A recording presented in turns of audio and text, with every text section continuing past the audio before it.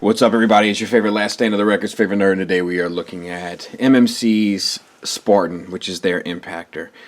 And he's good. But we're going to talk about a couple things that are problematic and a couple things that are really nice improvements for this company. But yeah, overall, he's all right. We'll talk about him here in a second. Let's get into some accessories. So he comes with an extra hand if you want to do the two-handed bit. I don't know why you would. But if you would like to, that option is available to you. He also comes with this drill bit here, and it's the same sort of thing as this. They even give you the bit to go with it, so you just kind of match it up, right? Easy peasy. Boom. If you want to do that. The silver has a metallic finish, which is cool, as does the harpoon one, which you know I'm going to keep in, because that's how I roll. We have this little thing here. I'm not sure I remember this too tough, but it's there. It has a metallic finish. It's fine. Nothing really special, but you know, nothing really bad either. Let's see. Well, while we have it, let's see how he holds it. Holds it. A little tight, but yeah, holds it just fine. It's a little snug, but he holds it just fine, and I think it does fit on the top as well if you want that look. And then, of course, his signature shoulder-mounted cannon. Good grief, I'm just butterfingers today. This bit here comes down. The yellow is painted on. No, the yellow is a separate piece of plastic. Smart. Could have used some more paint up in there to really make it pop, but I'm not going to give this guy too much of a hard time about his paint because it's a huge improvement for this company. And then, of course, it sits on the shoulder as well to give the signature look, which I am totally digging. One more accessory that we got to talk about that I forgot to mention is this little Lego piece. This is a complaint of mine with this set, but you get it. It's a single cast, and there it is. And there's no way you could possibly lose it, right? I mean, what could happen? What should I do with this little yellow piece so that I never lose it? I don't know. While I think about it, I'm going to put it on the floor in my basement sanctuary where nothing bad could ever happen. Dad, you want to play some Legos? No. It's fine, I deserve that. Let's talk about the figure. Head, ball joint. Great up, not so great down, which is an issue. You know, the way I feel, it's always better to look down than look up for a robot, especially for a robot that's supposed to be of a huge size. That's why I prefer the hinge swivel, but whatever. That's what it is, and it's not hateful. You get good side to side and a great tilt, but who uses that? Do you know what I mean? So whatever, it's there. Shoulders, swivel here, hinge here, so it's like a universal joint. And these pieces come off, which is not my favorite design choice, but it is there. You get a swivel here. You got silver paint there and silver paint there. No paint on this yellow piece here, but it does break up the purple. And then as far as the forearms, no paint on the forearms itself, but you got this nice streak of paint there. Could have probably used a second coat, but it's not hateful by any stretch of the imagination. And bicep swivel, double jointed elbow, and the wrist, you get a hinge here because it's basically a ball peg in there, but so you get the up, down, left, right, and then the swivel as well. So not a whole lot more you could ask for, right? Same on the other side, except you get the harpoon. The harpoon you can swivel as well. Loving that harpoon. For the head also, I want to talk about this panel lining. It looks great. It does look a little weird that they didn't do like that stuff in there, because so it looks a little unfinished. But what they did looks great, and I think it adds a lot to that head sculpt. Then the eyes are painted green, which is a nice touch as well. Face is silver, and then the purple mohawk, faux hawk. You know what I'm saying? Anyway, waist swivel. That's good to go. Let's talk about some paint up in here. This has a silver finish. This is an extra piece that plugs in. These might be as well. And then there's yellow paint on the inside there with a green like line, like energy line, which is really, really well done on both sides. And they actually did it through to the purple as well. Got a little out of control, but that's a tight line that they're trying to paint. So I'll give them a pass. This irritates me. I don't like it. Don't like it at all. But whatever. Once he's posed, he'll be fine. This yellow paint up in here looks good. It's all painted on, and then the energy lines are in there too. But once again, they're not really well done. But it's a hard piece to paint. So from a distance, you'll never tell. I'm just happy that they're applying more paint, because that's been one of my big criticisms of MMC since the Feral Cons. Moving down, I think we discussed all the articulation there, right? Yeah. So moving down here, we got a universal joint. It's just a friction universal. There's two places that swivel here, so you can swivel this piece here out of the way and then swivel the thigh back around to get your leg up to there. And then, let's see here.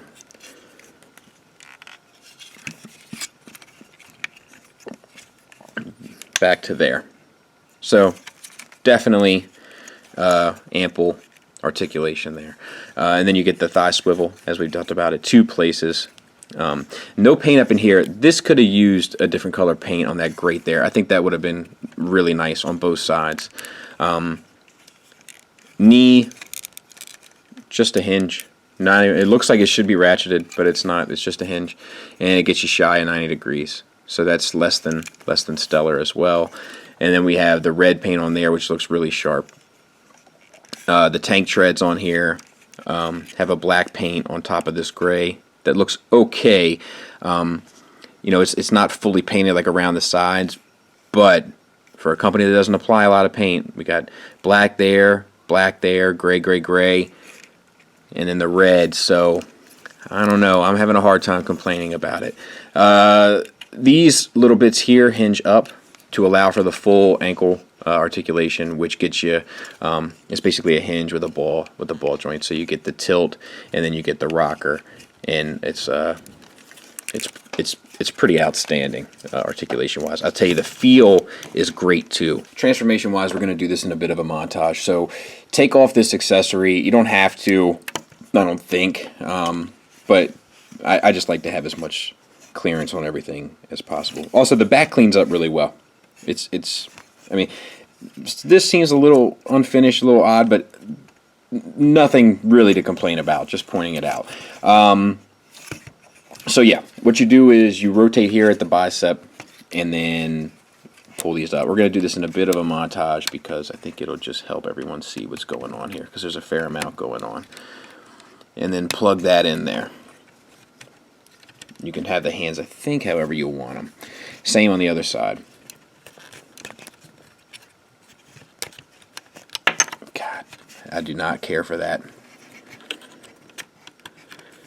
All right. I'll tell you what, let's, I'm not sure what the best way to have that harpoon is, to be honest with you, but we'll see how it goes. Open up this chest cavity here. Turn the head around 180. It just gives you more clearance. Fold that back down, and that's got the head ready to go. Open up these gray pieces here, and you can actually unplug the backpack as well and get that out of the way. Open up these gray pieces. You might have to rotate the arms a bit in order to do that. And here's this piece falling off again. I'm just going to set it to the side because now I'm frustrated with it. Ooh, I don't know. What was it to see? And then close this chest cavity back up. rotate the waist 180. Pull this bit out here. Take the backpack, spin that 180. Then you got to realign these two bits here into there and kind of collapse the backpack accordingly. You might want to get these little niblets here out of the way. They're on ball joints. We'll talk about these. You don't have to have them doing what they're supposed to do. And while we're here, actually, we'll go ahead and get these out, which is not necessarily the easiest if you don't have nails. And then collapse this onto there. In doing so, you can kind of collapse these pistons onto there. Now you don't have to do that, and if you don't, it gives the turret more articulation, but I like the piston. I like the look. On the underside of the backpack, fold up these sets of hinges here, and then you'll see how this has to go. So they have to rotate forward. Same on the other side.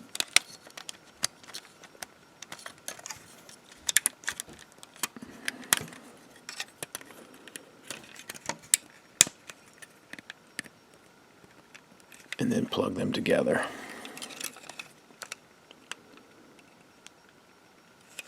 Now, this is where your Lego piece comes in.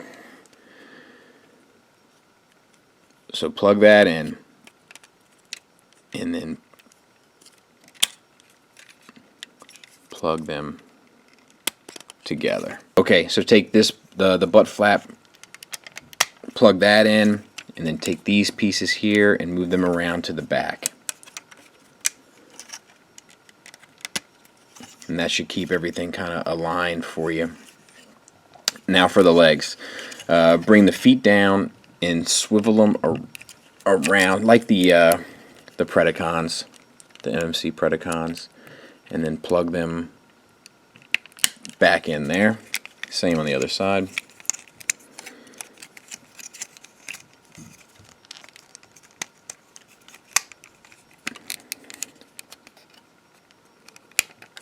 And then open this up here and plug that in. Same on the other side. It plugs into the foot as well. And then make sure your vents are all closed here. And then this little section here is kind of important. So rotate both legs in towards you at the top joint. And then once you have that, rotate just the bottom bit so that the vents rather are facing inward. Then you can bring the whole universal joint up and wrap this around. Now, this plugs in over there, here to here. And this piece here plugs into there. And this piece here plugs into the butt flap. So it's a lot. And it's just a matter of kind of doing your best to line her up.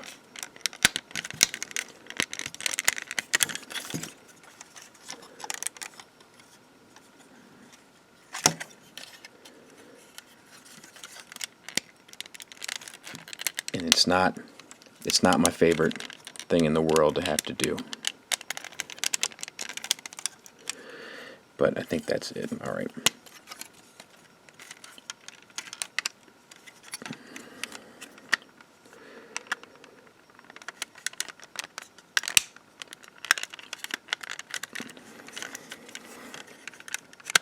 There you go. And that's it. And then you put this cannon back on the top there. Make sure that your front piece, which keeps falling off, is on. And let's talk about them. Little unit. Definitely a little unit. You can take these off if you like. You know, they are. That was a poor design choice. They should have glued them. Because they are cumbersome kind of say the least. This, you get a little bit of swivel here, and it kind of moves up and down on the pistons. If you don't have them, you can get a full turret rotation, but I really like the pistons. So yeah, it doesn't roll or anything. You know, kind of goofy, but it works. You know what I mean? Yeah, I don't think anyone would ever display him in this mode. I think that would be a huge mistake. This looks a little unfinished, to say the least. But outside of that, everything else looks pretty good. You know? Pretty good looking. Effective, efficient, I suppose. Next to Tiger Tracks. So, size comparison wise, is there anybody else you really need to see him with? Like, that's starting to look really good. Final thoughts wise, there are a couple issues here. This piece that plugs into the forearm, that plugs the two forearms together in alt mode, should have been molded in or glued in, I think. It shouldn't have to be an extra piece that you plug in order to make it work. And it's the same thing with these. These should have been plugged in or glued in to a point where they're not just going to pop off all the time, because it's frustrating. Transformation wise, all the tabs that have to plug in and line up correctly to get the treads and everything at the last step is frustrating, and it's not fun. And that's a problem. Like, that's what I liked about the Feralcons, was that they were all a lot of fun to kind of mess with. This is not in that sense. A good bit of it is, it's good to go, but it's a little bit more fiddly than I would prefer.